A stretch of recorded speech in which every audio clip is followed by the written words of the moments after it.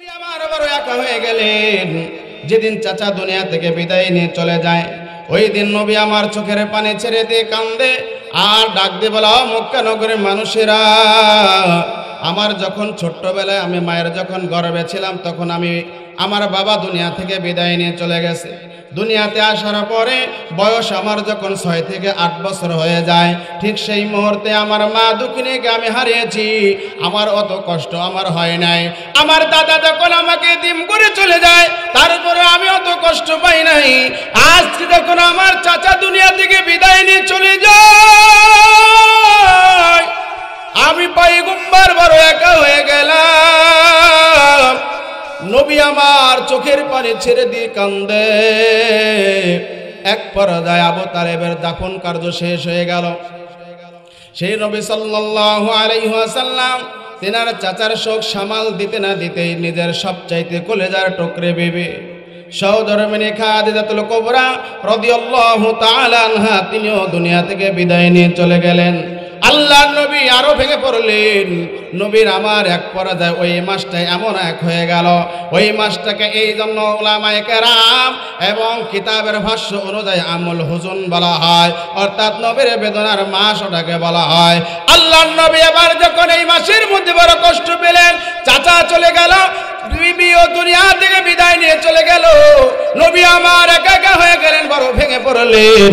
নবী যখন ভেঙে পড়লেন, ঠিক সেই মুহূর্তে একদিন উম্মে হানের ঘরের মধ্যে আল্লাহর নবী শুয়ে আছেন। আর শোয়ার সময় বালিশে মাথা ঠেকানোর সময় মনে মনে চিন্তা করেছে, আজকে যদি আমি রাতের বেলায় আমার যদি একজন সাথী হতো, আমার যদি একটা আমি বন্ধু পেতাম, তাহলে বন্ধুর সাথে আমি রাতটা বড় কাটায়া দিতাম, বন্ধুর সাথে আমি অনেক গল্প করতাম, মনের কষ্টগুলো তার সাথে আমি শেয়ার করতাম।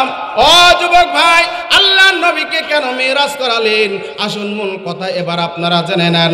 নবী আমার কষ্টে কষ্টে যখন জর্জরিত হয়ে গেল, একদিকে চাচা চলে গেল, অপর দিকে খাদিজাও চলে গেল, অপর দিকে মক্কা নগরীর মানুষেরা নবীকে বড় কষ্ট দিতে শুরু করলো, নবীকে মার দেয়, নবীকে গালি দেয়, বড় চরমভাবে অপমান করা শুরু করে দিল। আল্লাহর নবী কষ্ট যন্ত্রণা সহ্য করতে পারলেন না। নবী আমার যখন কষ্ট সহ্য করতে না পারে উম্মে হানের ঘরের মধ্যে শুয়ে রইলেন। ঠিক সেই মুহূর্তে নবী আমার চোখের পানি ছেড়ে দিয়ে কান্দে, কানতে কানতে যখন ঘুমায়া যায়, মধ্যরাত যখন হয়ে যায়, জিবরিল আমিন এসে হাজির হয়ে গেল। ডাক দিয়ে বলে, পয়গম্বর আপনার কাছে আমি এসেছি। কেন এসেছেন, কি জন্য এসেছেন বলুন? তাই আমি আপনার কাছে এসেছি, একটা বার্তা নিয়ে এসেছি। কি বার্তা বলুন? নবী আমার ডাক দিয়ে যখন এই কথা বললেন, জিবরিল আমিন ডেকে বলে, পয়গম্বর আপনার কাছে আমি এসেছি, এই মুহূর্তে আল্লাহ পাক রব্বুল আলামিন আমাকে পাঠিয়েছেন আপনাকে কিছু উপহার দেওয়ার জন্য। আল্লাহু আকবার বলেন সবাই, চিৎকার দিয়ে বলেন আল্লাহু আকবার। আল্লাহর নবী আর কোনো কথা বললেন না। জিবরিল আমিন পয়গম্বরের হাতটা ধরিয়া এবার টান দিয়ে যখন ঘরের দরজার বাইরে হয়ে গেলেন, বাইরে হওয়ার সাথে সাথে আল্লাহর নবী সাল্লাল্লাহু আলাইহি ওয়াসাল্লাম ডাক দিয়ে বলে, ও জিবরাইল কি হয়েছে বলো, কি করতে চাও? জিবরাইল আমিন পয়গম্বরকে শোয়া দিলেন। শোয়ানোর সাথে সাথে আল্লাহর নবী সাল্লাল্লাহু আলাইহি ওয়াসাল্লামের বুকটা বড় ফেরে ফেললেন। বুক যখন ফাড়লেন, ফাড়ার পরে বুকের ভিতর থেকে কলবটা বের করিয়া জমজমের পানি দ্বারা আল্লাহর নবীর কলবটা বড় ধৌত করলেন। করার পরে সাথে সাথে আবার বুকের মধ্যে চালায়া দিলেন, দিয়ে আগের মতো বুকটা সম্পূর্ণ করে দিলেন। আল্লাহর নবী ডাক দিয়ে বলে, ও জিবরাইল তারপরে কি হয়েছে বলো? আল্লাহর নবী ডেকে বলেন, ও জিবরাইল তুমি বর্ণনা করো। জিবরাইল ডেকে বলে, কোনো কথা হবে না, আমি নবী জনাবে মুহাম্মদুর রাসূলুল্লাহ সাল্লাল্লাহু আলাইহি ওয়াসাল্লাম নবী যখন এক এক করে যখন 45 বছর বয়স হয়ে যায়, নবীর উপর যখন নবুয়তির দায়িত্ব চলে আসলেন, আল্লাহর নবী সাল্লাল্লাহু আলাইহি ওয়াসাল্লাম গারে হিরা থেকে নেমে এসে কালেমার দাওয়াত দেওয়া শুরু করলেন। নবী আমার যখন কালেমার দাওয়াত দেওয়া শুরু করলেন, ঠিক সেই মুহূর্তে মক্কা নগরের বড় বড় লিডারেরা, কাফেরের দলেরা নবীকে তখন থেকেই অপছন্দ শুরু হয়ে গেল। আবু জেহেল ডাক দিয়ে বলে, ভাতিজাকে ভালো মনে করেছিলাম, ভাতিজা আজকে আমাদের ধর্মের বিরুদ্ধে কথা বলে। এই ভাতিজাকে এত আগলিয়ে রাখলাম, এত বিশ্বাস করলাম, এত ভালোবাসলাম, যেই ভালোবাসার ফল আজকে আমাদেরকে দিল। আমাদের বাপ দাদার ধর্মের মধ্যে চুন কালিমা খায় না, এটা মেনে নেওয়া যায় না। আল্লাহ নবী সাল্লাল্লাহু আলাইহি ওয়াসাল্লাম সাহাবীদেরকে কিছু দাওয়াত দিতে দিতে, বেশি নয় মাত্র গোটা কয়েকজন মানুষ যখন কালেমা পড়লেন, মুসলমান হয়ে গেলেন। লম্বা ঘটনা সংক্ষিপ্ত করে দেব ইনশাআল্লাহ, বেশি সময় আমি পাবো না। আল্লাহ নবী সাল্লাল্লাহু আলাইহি ওয়াসাল্লাম যখন দিনের দাওয়াত দিচ্ছিলেন, কুরাইশ বংশের বড় বড় লিডারেরা, কাফেরের দলেরা নবীর সাথে কিন্তু বয়কট করে দিল। নবীকে তখন সবাই অপছন্দ করলো, এমনকি নবীর গায়ে হাত পর্যন্ত ওঠানো শুরু করলো, চরমভাবে অপমান করা শুরু করে দিল। নবী আমার চোখের পানি ছেড়ে দিয়ে দিয়ে কান্দে। এক পর্যায়ে ওই মক্কা নগরের কুরাইশ বংশের বড় বড় লিডারেরা, কাফেরের দলেরা, নেতারা ডাকতে বলে, সবাইকে একত্রিত করে ডাকতে বলে, এভাবে হলে হবে না, একটা কাজ করো, আব্দুল্লাহর বেটা মুহাম্মদকে, তার সাথে যারা মুসলমান হয়েছে, কালেমা পড়েছে, ইসলাম ধর্ম গ্রহণ করেছে, তাদের গোটে কয়েকজন পরিবার সহ, ছোট্ট ছোট্ট বাচ্চা, শিশু বাচ্চা সহ তাদেরকে এখানে রাখা যাবে না, তাদেরকে একদম মক্কা নগরের দূর দেশে পাঠায়া দাও। এমন এক জায়গায় পাঠায়া দিবা যেখানে কোনো জনবসতি নাই, যেখানে কোনো লোকের সমাগম নাই, যেখানে কোনো বাজার নাই, যেখানে কোনো দোকানপাট নাই, সেই জায়গার মধ্যে পাঠায়া দিবা। আল্লাহ নবী সাল্লাল্লাহু আলাইহি ওয়াসাল্লাম সব কিছু মানুষদেরকে, ছোট্ট ছোট্ট শিশু বাচ্চা সহ নবীকে এবার পাঠায়া দিলেন। যেই জায়গাটা ছিল ওই জায়গাটার নাম হলো আবু তালিবের ঘাটি। কি নাম? আবু তালিবের ঘাটির মধ্যে পাঠায়া দিল। আল্লাহ নবী তিনার সঙ্গীদেরকে নিয়ে চলে গেলেন। যাওয়ার পরে, ও যুবক ভাই ও বাবাজিরা, বয়কট করে দিয়েছে, সামাজিক যোগাযোগ সব কিছু বিচ্ছিন্ন হয়ে গেল। আমাদের এলাকার ভিতরে একজন মানুষ যদি খারাপই করে, এমন একটি খারাপ কাজ করেছে, যেই খারাপ কাজ করার কারণে আমরা ঠেকি দেই, সমাজে দেই কি দেই না? আমাদের সামাজিক ভাষায় কিন্তু এটাই বলে, কথা বলেন ঠিক কিনা? ঠেকি দেওয়া হলো, ওই সময়ের মধ্যে বয়কট করা হলো। আল্লাহ নবী সাল্লাল্লাহু আলাইহি ওয়াসাল্লাম তিনি সেখানে রইলেন। একদিন নয়, 2 দিন নয়, 1 বছর নয়, 2 বছর নয়, আল্লাহর নবীর সাথে মোটামুটি 3 বছর বিচ্ছিন্ন। মক্কা নগরের কোনো দোকানপাটের সাথে সাক্ষাৎ নাই। জোরে বলেন, কয় বছর? 3 বছর কোনো যোগাযোগ নাই। নবী আমার হাউমাউ করে কান্দেন, চোখের পানি ছেড়ে দিয়ে কান্দেন। ছোট্ট ছোট্ট শিশু বাচ্চারা যখন ক্ষুধার যন্ত্রণা সহ্য করতে পারে না, চোখের পানি ছেড়ে দিয়ে কান্দে। ছোট্ট বাচ্চাদের আহাজারি দেখিয়া বড় বড় মানুষেরা পর্যন্ত চোখের পানি ধরে রাখতে পারে না। আমার পয়গম্বরও পর্যন্ত চোখের পানি ধরে রাখতে পারলেন না। নবী আমার জায়নামাজের মুসাল্লায় বসিয়া নবী আমার 2 চোখের পানি ছেড়ে 2 হাত তুলে আল্লাহর কাছে দোয়া করছে। ডাক দিয়ে বলে, মালিক, না জানি জীবনে কোন বুঝি অন্যায় করেছি, না জানি কোন বুঝি গুনাহ করেছি, যেই গুনাহের কারণে আজকে আমাদেরকে এমন শাস্তি দেওয়া হয়। আল্লাহ, গুনাহ যদি করে আমি করেছি, আমার সাথে যারা আছে, আমার সঙ্গেরা তো কোনো অন্যায় করে নাই। আল্লাহ গো, মাফ করিয়া দাও, জীবনের গুনাহ তুমি ক্ষমা করিয়া দাও। আল্লাহু আকবার বলেন। আপনারা বলেন, আল্লাহর নবী কি কোনো গুনাহ করছে নাকি? যেই নবী পর্যন্ত গুনাহ করে নাই, কোনো মিথ্যা কথা তো দূরের কথা, মিথ্যার ধারের কাছেও যায় নাই। কথা বলেন ঠিক কিনা? ওই নবী পর্যন্ত আল্লাহর কাছে 2 হাত তুলে দোয়া করা। ও যুবক ভাই বাবাজিরা, নবী যখন এইভাবে দোয়া করলেন, হাত নামাতে দেরি জিবরিল আমিন এসে হাজির হয়ে গেল। জিবরিল আমিন এসে হাজির হইয়া ডাক দিয়ে বলে, পয়গম্বর, আপনার কাছে বড় একটা সুসংবাদ নিয়ে এসেছি। আল্লাহ আপনার দোয়া কবুল করেছেন।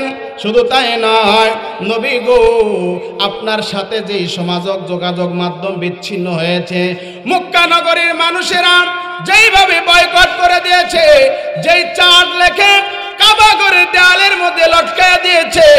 ও গো পয়গম্বর শুনে নেন, আল্লাহ তাআলা খবর পাঠিয়েছেন ওই মক্কা নগরীর দেওয়ালের মধ্যে যে এইভাবে একটা পোস্টার লাগানো আছে, এই পোস্টারের মধ্যে যত নাম লেখা আছে ওই নামের ভিতরে আল্লাহর নাম ব্যতীত যা কিছু কথা ছিল, শক্তি ছিল, সব কিছুই পোকায় খেয়ে ফেলেছে। আরো আস্তে কোন সুবহানাল্লাহ, জোরে বলেন সুবহানাল্লাহ। কে করে দিয়েছেন বলেন? আল্লাহ। সব পারে কে পারে না? সব ক্ষমতার অধিকারী কে? কথা বলেন কে? সব ক্ষমতার অধিকারী আল্লাহ না জনগণ? কথা কয় না? আমরা এমনও কিছু মুনাফিক মার্কা মুসলমান আছে, আমরা বলি সব ক্ষমতার উৎস হলো জনগণ, বলে কি বলে না? আছে না নাই? অথচ আল্লাহ ১,৫০০ বছর আগে কোরআনুল কারীমের মধ্যে বলে দিয়েছেন, ইন্নাল্লাহা আলা কুল্লি শাইইন কাদির।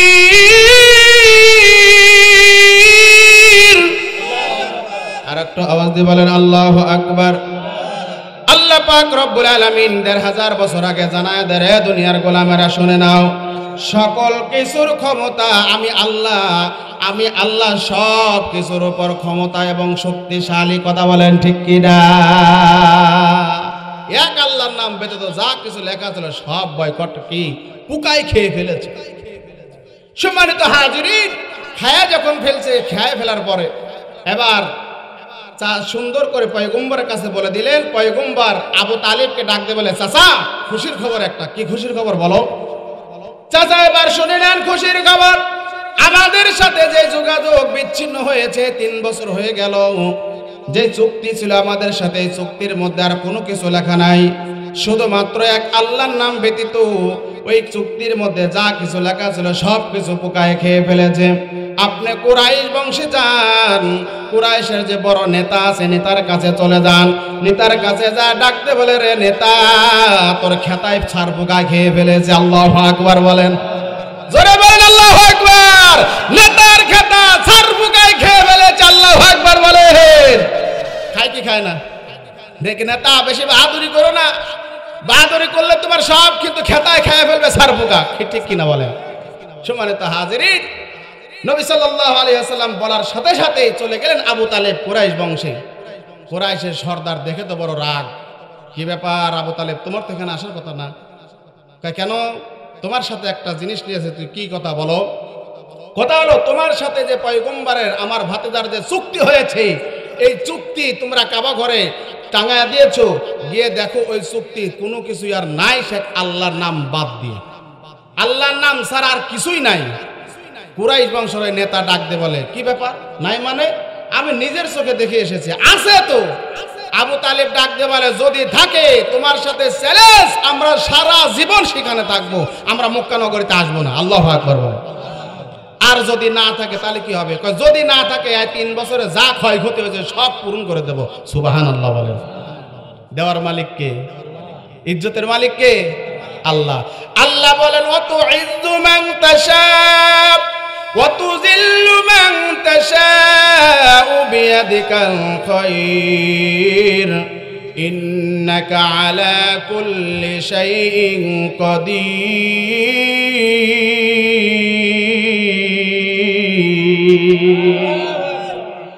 আল্লাহ তাআলা ডাক দিয়ে বলেন, রে দুনিয়ার গোলামেরা শোনো, আমি যাকে খুশি তাকে ইজ্জত দান করি, আর আমি যাকে চাই তাকে বেজ্জতি দেই। পৃথিবীর মানুষেরা যদি একত্রিত হইয়া যদি তাকে যদি সম্মান দিতে চায়, পারবে না ইনশাআল্লাহ। ঠিক কিনা বলেন?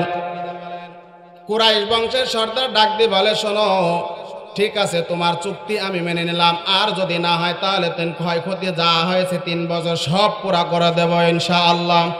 চলে গেল আবু তালেব আর কুরাইশ বংশের সর্দার 2 জন মিলে চলে গেল। যাওয়ার পরে ওই যে বাইতুল্লাহর সাথে যে একটা পোস্টার লাগানো, যে চিঠি লাগানো আছে, সেখানে যায় তাকায়া দেখে যে কথা সেই কাজ, এক আল্লাহর নাম বাদ দিয়ে যা আছে সব পোকায় ঝাঁঝরা করে ফেলেছে। সুবহানাল্লাহ। আল্লাহ নবী সাল্লাল্লাহু আলাইহি ওয়াসাল্লামের কাছে আল্লাহ তাআলা খবর পাঠিয়েছেন। আবু তালেব যখন বলল, বলছে, কুরাইশ বংশের সর্দার লোক ডাক দিয়ে বলে, ঠিক আছে যাও যাও, যা চুক্তি ছিল সব ফিনিশ হয়ে গেল, চলে আসো। আল্লাহর নবী সাথী সঙ্গীদের নিয়ে মক্কা নগরীতে চলে আসলেন। আসার পরে এক এক করে বেশ কিছুদিন চলে গেল। যাওয়ার পরে নবী আমার দীর্ঘদিন দিনের দাওয়াত দেওয়া শুরু করলেন। কিছুদিন যেতে না যেতে আবার আরো একটা প্রস্তাব এসেছে। আবু তালেবকে ডাক দিয়ে বলে, কুরাইশ বংশের সর্দার ডাক দিয়ে বলে, আবু তালেব, তোমার ভাতিজার কাছে একটা বড় একটা কি থাকবে, আমাদের পক্ষ থেকে একটা উপহার থাকবে এবং একটা প্রস্তাব আছে। কি প্রস্তাব বলো? প্রস্তাব হলো, তোমার ভাতিজা যদি চায় তাহলে আমরা মক্কা নগরের সব চাইতে সুন্দরী মহিলার সাথে তাকে বিয়ে দেব। নাউজুবিল্লাহ বলেন।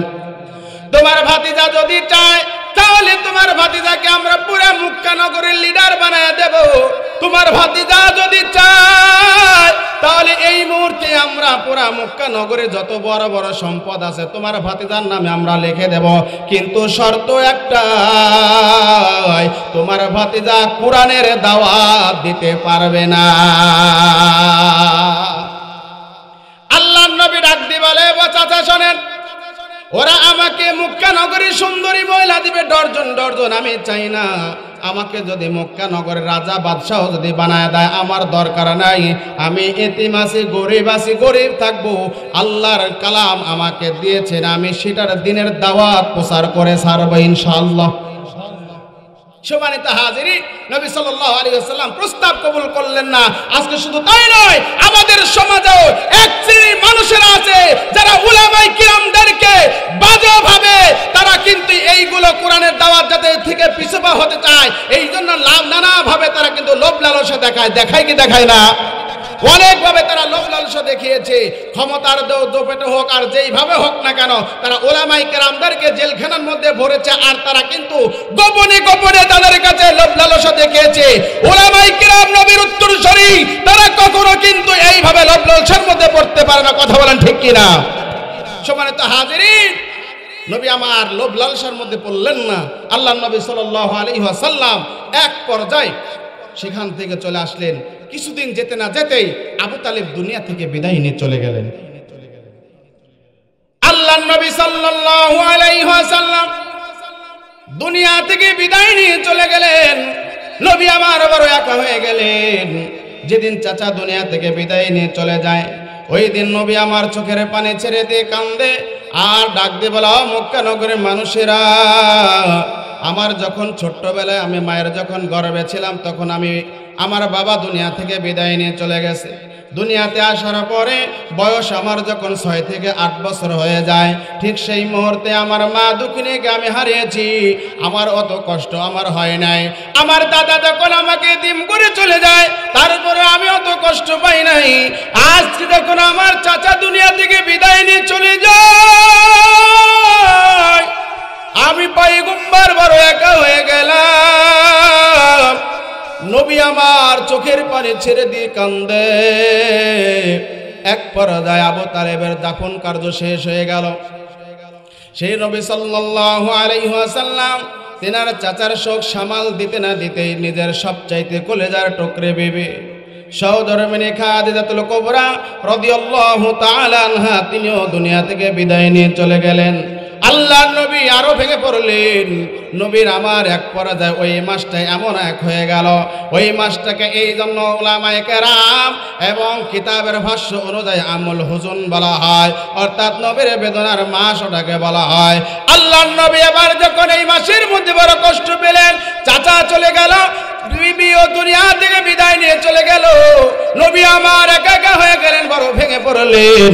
নবী যখন ভেঙে পড়লেন, ঠিক সেই মুহূর্তে একদিন উম্মে হানির ঘরের মধ্যে আল্লাহর নবী শুয়ে আছেন। আর শোয়ার সময় বালিশে মাথা ঠেকানোর সময় মনে মনে চিন্তা করছে, আজকে যদি আমি রাতের বেলায় আমার যদি একজন সাথী হতো, আমার যদি একটা আমি বন্ধু পেতাম, তাহলে বন্ধুর সাথে আমি রাতটা বড় কাটায়া দিতাম, বন্ধুর সাথে আমি অনেক গল্প করতাম, মনের কষ্টগুলো তার সাথে আমি শেয়ার করতাম।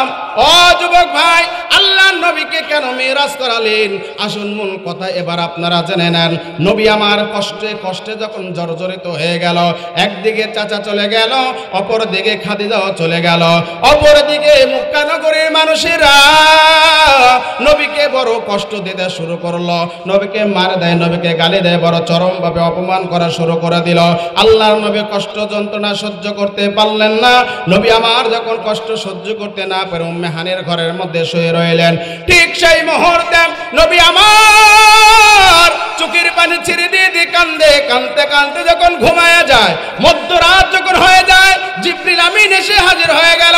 ডাক দিয়ে বলে, পয়গম্বর আপনার কাছে আমি এসেছি। কেন এসেছেন, কি জন্য এসেছেন বলুন? তাই আমি আপনার কাছে এসেছি, একটা বার্তা নিয়ে এসেছি। কি বার্তা বলুন? নবী আমার ডাক দিয়ে যখন এই কথা বললেন, জিবরিল আমিন ডেকে বলে, পয়গম্বর আপনার কাছে আমি এসেছি, এই মুহূর্তে আল্লাহ পাক রব্বুল আলামিন আমাকে পাঠিয়েছেন আপনাকে কিছু উপহার দেওয়ার জন্য। আল্লাহু আকবার বলেন সবাই, চিৎকার দিয়ে বলেন আল্লাহু আকবার। আল্লাহর নবী আর কোনো কথা বললেন না। জিবরিল আমিন পয়গম্বরের হাতটা ধরিয়া এবার টান দিয়ে যখন ঘরের দরজার বাইরে হয়ে গেলেন, বাইরে হওয়ার সাথে সাথে আল্লাহর নবী সাল্লাল্লাহু আলাইহি ওয়াসাল্লাম ডাক দিয়ে বলে, ও জিবরাইল কি হয়েছে বলো, কি করতে চাও?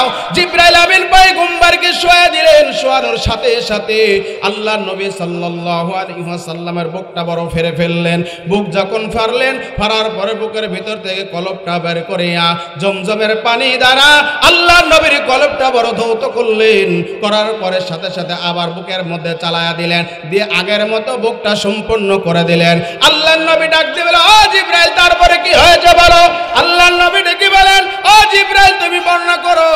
জিবরাইল ডেকে বলে, কোনো কথা হবে না, আমি যা যা করব আমার সাথে আপনি তাই তাই করবেন। আল্লাহর নবীকে এবার নেওয়ার জন্য যখন সামনে আগায় গেলেন, আগানোর আগে ডাক দিয়ে বলে, পয়গম্বর ওযু করে নেন। নবী আমার ওখানে ওযু করে নিলেন। কিতাবের মধ্যে এসেছে নবী ওযু করার সাথে সাথে যাও ডাক দিয়ে বলে, ও পয়গম্বর আপনি 2 রাকাত নামাজ আদায় করেন। নবী আমার 2 রাকাত নামাজ আদায় করলেন। জিবরিল আমির সামনে একটু আগায় নিয়ে গেলেন। এবার একটা বুরাক আনা হলো। বুরাকটা হলো খচ্চরের চেয়ে বড়, গাধার চেয়ে একটু ছোট।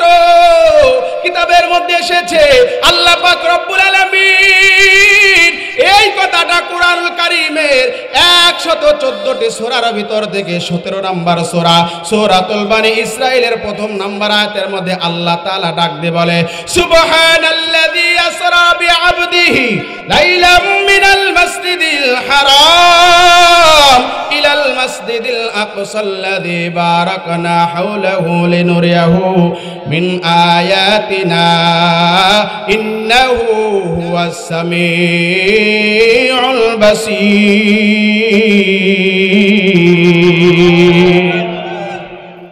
আল্লাহ তাআলা ডাক দিয়ে বলে, ও পয়গম্বর শোনো, তিনি ভ্রমণ করিয়েছেন তিনার বান্দাকে মসজিদুল হারাম থেকে ইলাল মসজিদুল আকসা, আকসা পর্যন্ত।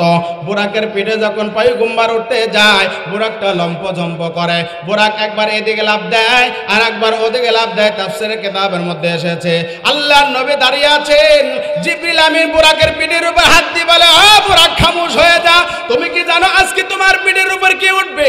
না জানি না। বুরাক এবার থমকে দাঁড়িয়ে যায়, ডাক দিয়ে বলে, রে বুরাক খবরদার সাবধান হয়ে যা, নড়বি না, নড়বি না।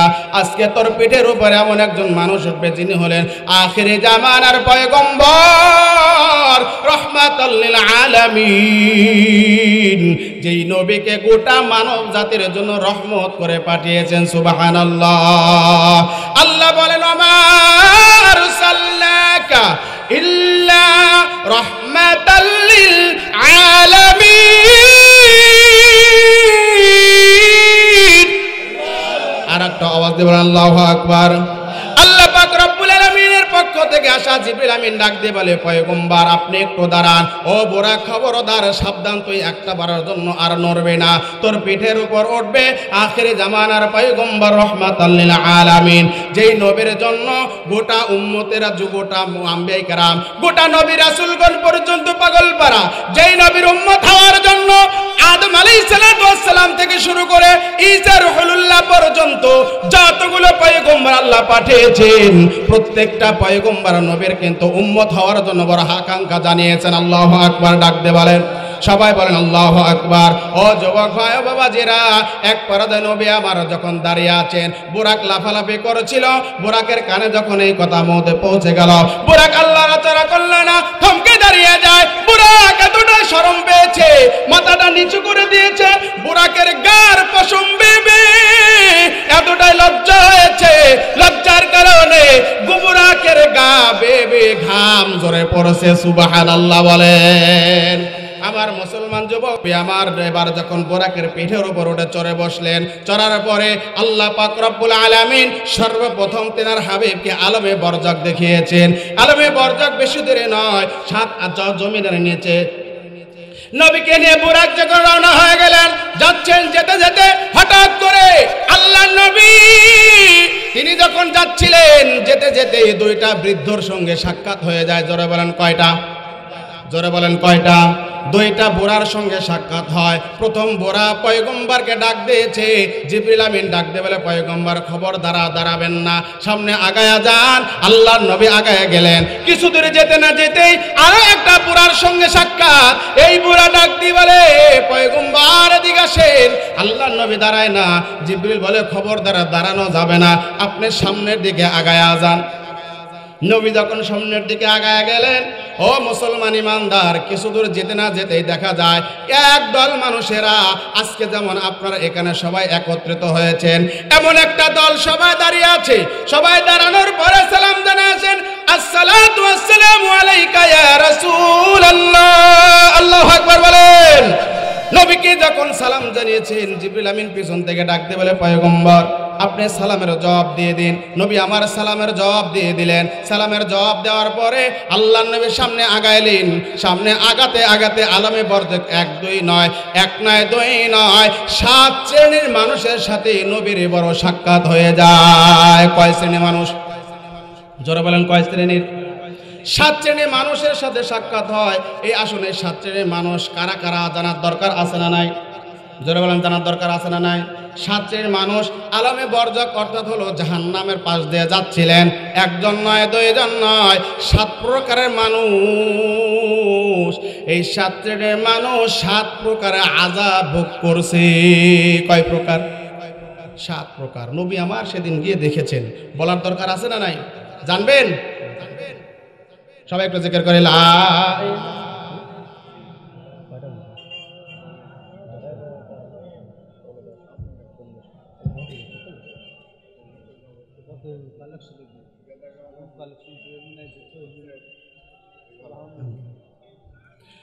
কি আপনার কি কষ্ট হচ্ছে? জিকির করতে কষ্ট হচ্ছে? তাহলে একটু জিকির করে লা ইলাহা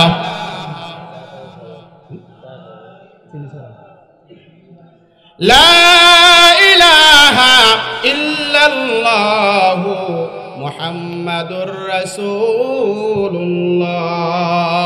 সাল্লাল্লাহু আলাইহি ওয়াসাল্লাম। তাহলে নবী কয় শ্রেণীর মানুষের সাথে সাক্ষাৎ হয়? জোরে বলেন। 7 শ্রেণীর মানুষের সাথে নবীর সাক্ষাৎ। এক পর্যায়ে প্রথম প্রকারের মানুষ জানবেন।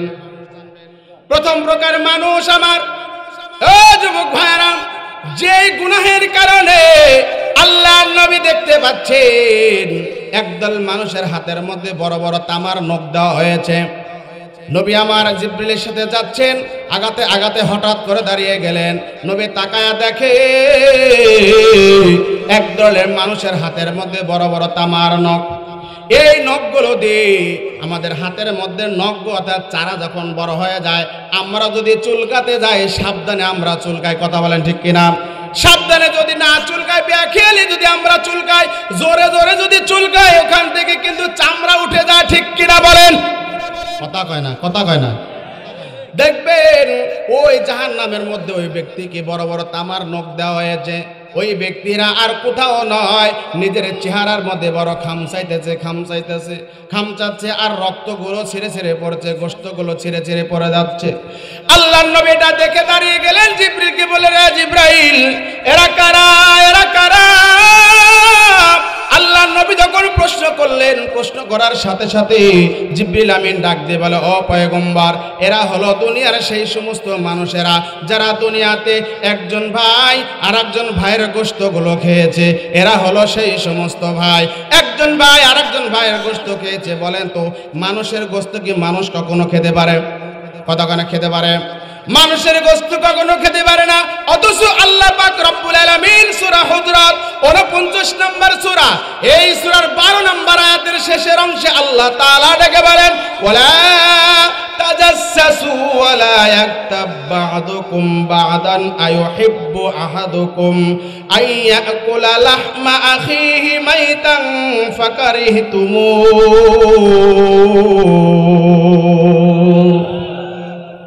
আল্লাহ পাক রব্বুল আলামিন এই আয়াতের মধ্যে ডেকে বলে, দুনিয়ার মধ্যে মানুষ এক ভাই আর এক ভাইয়ের গোশত আসলে কেমন করে খেয়েছে। মানুষের গোশত সাধারণত আমরা কিন্তু খাই না, অর্থাৎ মানুষের গোশত খাওয়া সম্পূর্ণ হারাম বিনা দলিলে। কথা বলেন ঠিক কিনা? কেউ যদি এটার আবার তালিল বাইর করে তাহলে মনে করবেন ও হলো বড় শয়তান, ঠিক কিনা? মানুষের গোশত খাওয়া যায় না, তাহলে মানুষের গোশত খেয়েছে। অথচ আল্লাহ তাআলা কোরআন কারীমের মধ্যে ১৫০০ বছর আগে জানায়া দিয়েছে।